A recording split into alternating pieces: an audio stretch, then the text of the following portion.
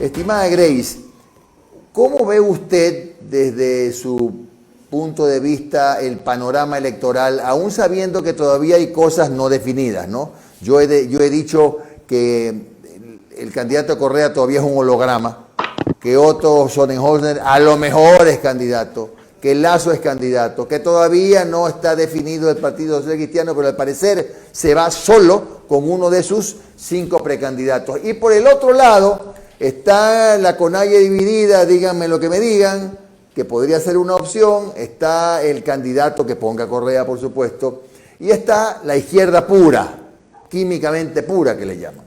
¿Cómo ve usted el panorama electoral, Grace? Bueno, realmente gracias por la entrevista. Buenos días, Jimmy, Omar, a toda la audiencia de Teleradio. Envío un abrazo fraterno desde el sur del Ecuador, desde Cuenca, y realmente felicitar por el espacio que esto nos permite hacer una nueva forma de hacer política. Bueno, hablando yo un poco más del panorama, debemos partir de un hecho muy similar. Estas elecciones tienen ciertos focos muy parecidos a lo que pasó en el 2006. Porque existía hartazgo de la gente hoy en día dice que se vayan todos. Frente a los políticos, a las autoridades, al gobierno, a las autoridades locales, un hartazgo completo. Los partidos sufren una crisis de legitimidad también. Hay una falta de credibilidad a las instituciones del Estado, en este caso el CNE, quien va a llevar las elecciones o ha llevado las elecciones en todos estos procesos electorales, y obviamente el nulo liderazgo que hay para enfrentar los nuevos desafíos del país. Partamos desde la crisis sanitaria, política, social que vive el Ecuador. En este momento la crisis económica está llevando al país a tener 250,000 nuevos despedidos. No hay acceso a la educación virtual en las zonas rurales, también en las zonas urbanas. Ustedes acaban de decir una verdad a viva voz, tienen problemas de internet en la zona urbana, digamos, en un medio de comunicación importante. Imagínense lo que vive la mayoría del 36% de la población que no tiene acceso a internet. La violencia se ha exacerbado de manera fulminante. Y a su vez también de los pocos que tienen empleo, se ha reducido su ingreso familiar. Entonces, esto es importante recalcar debido a que para febrero, que serán las elecciones y en primera vuelta, digamos, yo estoy segura que habrá una segunda vuelta, probablemente hasta esa fecha subirán los contagios, existirán más fallecidos, no llegará una vacuna. Mientras tanto, los medicamentos seguramente podrán escasear. Entonces, la gente lo que va a buscar en ese momento es seguridad y certeza. Y necesitaríamos un candidato que brinde esto, un candidato fuerte, un candidato o una candidata que intente resolver los problemas del país. Ya no se va a hablar de desempleo, de educación, se va a hablar de un verdadero problema que tenemos los y las ecuatorianos, que es la falta de empleo. No tenemos cómo mantener a un hogar de 2, 3, 4 personas. Entonces, el panorama electoral va de la mano de la crisis profunda que vive el Ecuador. Debería ser entonces, Grace, el perfil del próximo presidente de la República, del abanico que se conoce, algunos nombres sí, otros solamente unos dibujitos. ¿Crees que por ahí está o todavía, o eres de quienes piensan, Grace, que puede haber un outsider que aún no ha aparecido? Yo siempre me preguntaré, ¿habrá tiempo para un outsider estando tan cerca de las elecciones? No sé, pero ¿qué piensas? Yo realmente el hecho de la palabra outsider siempre habla de que tiene que ser una persona fuera de la política, una persona que no esté vinculado con procesos electorales, pero en realidad no existe. Para un grupo económico, un grupo social, una organización, un movimiento, para que tenga interés en una persona, en cualquiera que fuera, este obviamente tiene detrás intereses políticos, económicos, sociales. Por lo tanto, el tal outsider no existe. En este caso, yo creería, y tomo las palabras de mi colega, a quien mando un saludo, a Osvaldo Moreno, él dice, tiene que ser un antisistema. ¿Por qué? Porque tiene que estar no en contra, pero sí tiene que buscar una nueva forma de hacer política en base a los problemas que este momento sufre el país, a cómo va a resolver la crisis, cómo estos 250.000 nuevos despedidos van a tener un empleo, van a tener un salario fijo, van a tener con qué mantener a sus hogares y con qué va a dar educación a sus niños, niñas y adolescentes. El candidato perfecto no existe. Hemos tenido alrededor de estos 45 años, 40 y pico de años de democracia que tiene el país, candidatos de todos, de derecha, de izquierda, de centro, de aparente izquierda, de aparente derecha. Sin embargo, ninguno ha podido hasta el momento resolver los verdaderos problemas del país, porque son unos problemas ya del sistema. Creería, según las encuestas de Click Report hace unos días que salió, en ese momento la gente lo que quería era un candidato de derecha y que sea hombre. Hoy el panorama obviamente cambiará, todo está en movimiento, tendremos que ver, pero creo firmemente que la persona, el candidato, la candidata, quien dé certezas, que brinde seguridad, quien tenga este espíritu de protector o protectora y sobre todo quien genere propuestas, será quien se siente en el sillón presidencial. Ingeniera, ¿cómo está? Le saludo Omar Jaén. Justamente eso le iba a consultar. ¿Usted qué cree que va a predominar en la próxima campaña? ¿La esperanza o el temor? Y le explico el punto del temor. Días antes de que Otto Sonnenhorner presente su renuncia a la vicepresidencia de la República, le estaban preguntando los medios, oiga, ¿va a ser candidato, no va a ser candidato? Y él respondía de la siguiente manera: si es que yo veo que hay el riesgo, el peligro de que vuelva el autoritarismo, los sobreprecios, la corrupción, la tiranía, o sea, aquí hablemos serio, estaba supuestamente diciendo todas las características, entre comillas, del correísmo. Ergo, Otto Sonnenhorner se presentaría a las elecciones para evitar que el correísmo regrese al poder. Es decir, me presento no con propuestas, sino para impedir que el otro llegue. Y eso también se juega con el miedo. Y usted sabe que en política y en política electoral el miedo es un factor determinante. ¿Usted qué cree que puede predominar en las próximas elecciones? A ver, según las encuestas, que es una radiografía de lo que está pasando, que sirve para que en política uno pueda tener un rumbo, más no son decisorias, el 75% de las personas aspira a un nuevo gobierno, espera un cambio. Por ende, en estas elecciones lo que va a primar es la esperanza, la propuesta, la solución de problemas. Ya la gente está cansada de hablar de corrupción todos los días en los medios nacionales, internacionales, locales. Corrupción, corrupción, corrupción, corrupción. La gente está cansada, la gente sabe cuáles son sus problemas, la gente llega a las 8 de la mañana a dar el desayuno y no tiene que brindarle a su familia. La gente conoce más que los políticos la realidad que vive. Sabe que no hay dinero, sabe que no hay empleo, sabe que no hay educación. Entonces, hablarle a la gente de lo que ya conoce es un poco redundante, por decirlo así. En esta campaña electoral estoy totalmente segura que primará la esperanza, las emociones y sobre todo de qué forma se conecte. Muchos se han hablado que la campaña se llevará a redes por el tema de la pandemia, pero hoy en día el candidato que está en territorio dando protección en el tema de salud a la gente será quien se lleve al sillón presidencial.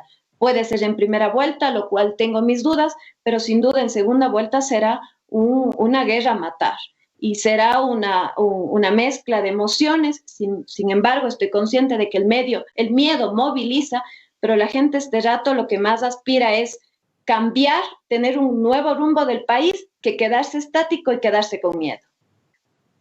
Complicado, Grace, el hecho de la campaña presencial. Está un poco complicado, digo yo, porque habrá sectores a donde va a ser mucho más difícil y hay que ver qué reglamenta mañana o pasado el CNE, porque capaz que prohíbe, como cambian a cada momento cosas, capaz que prohíbe pues la campaña presencial. Y allí sí, esa emoción hay que transmitirla en espacios como las redes, por ejemplo, como las entrevistas, que esas de pronto podrían ser presenciales, y donde se va a ver a un buen candidato por un buen manejo de redes. ¿Cómo cree usted que va a darse esto? Yo lo veo complicado. ¿Cómo cree usted que va a enfrentar el candidato que quiera ganar un escenario supuesto de que no pueda hacer campaña presencial? A ver, debemos partir de un fenómeno importante en los países de tercer mundo, como nos llama. Ecuador en este momento tiene acceso a la tecnología. Sin embargo, usted va a Prosperina, al Guasmo, aquí en el Azuay, usted va a 15 minutos de aquí a Barabón, a Sústaga, Soldados, no tienen acceso a Internet. ¿Cómo van a ver la candidatura? ¿Cómo van a ver las propuestas? ¿Cómo van a conocer este cambio? ¿Cómo van a conocer a un nuevo candidato, a un outsider, en contra del sistema, a un candidato ya propuesto? Va a ser imposible. Va a ser totalmente imposible porque el Ecuador no está preparado totalmente para manejar la era digital. Si bien es cierto, en esta pandemia nos hemos podido comunicar, este momento estamos 9:00 de la mañana conversando, a 3 horas en carro de Cuenca a Guayaquil.